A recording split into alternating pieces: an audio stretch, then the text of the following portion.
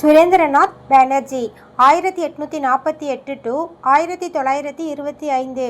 இவர் தனது 20வது வயதில் ICS பதவிக்கு தகுதி பெற்ற முதல் இந்தியர். இன பாகுபாட்டில் பதவி நீக்கம் செய்யப்பட்ட இவர் பொது வாழ்க்கையில் ஈடுபட்டார். 1876 மெட்ரோபாலிட்டன் கல்லூரியில் பேராசிரியராக சேர்ந்தார். பெங்காலி பத்திரிகையின் பதிப்பாசிரியராக பணியாற்றி மக்களிடையே அரசியல் விழிப்புணர்வை ஏற்படுத்தினார். இந்த பத்திரிகை மூலம் பொருளாதார தந்திரத்தின் முக்கியத்துவம் பற்றி எழுதினார்.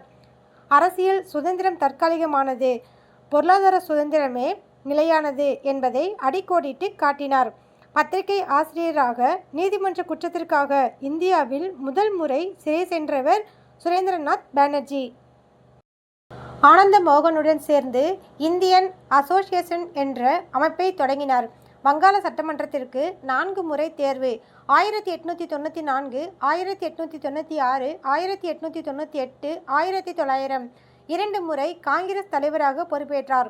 1895 பூனாவில், 1902 அகமதாபாத்தில், சென்னையில் அன்னி-பெசன்ட் கைது செய்யப்பட்ட போது இவர் சுயாட்சி இயக்கத்தில் சேர்ந்தார். 1919 to 20 காங்கிரஸ் நடத்திய ஒத்துழையாமை இயக்கத்தை எதிர்த்து சந்திரபால் தேஜ் பகதூர், சாம்ரு, சங்கரன் நாராயணன் சின்னா ஆகியோருடன் காங்கிரஸை விட்டு வெளியேறினார். தாதாபாய் திலகர் போன்ற இந்தியரது ஒற்றுமையே இந்திய தேசத்தின் இதயம் என கருதினார். கிரேக்கத்திற்கு டெமோஸ்தனஸ், இத்தாலிக்கு சிசிரோ, இந்தியாவிற்கு சுரேந்திரநாத் பானர்ஜி.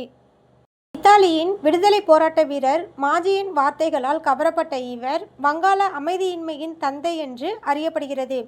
இந்தியர்களுக்கு நவீன இந்தியாவில் அரசியல் சிந்தனையை ஏற்படுத்தியவர் என்பதால் இவரை ராஜேந்திர குரு என்று அழைக்கப்படுகிறார்.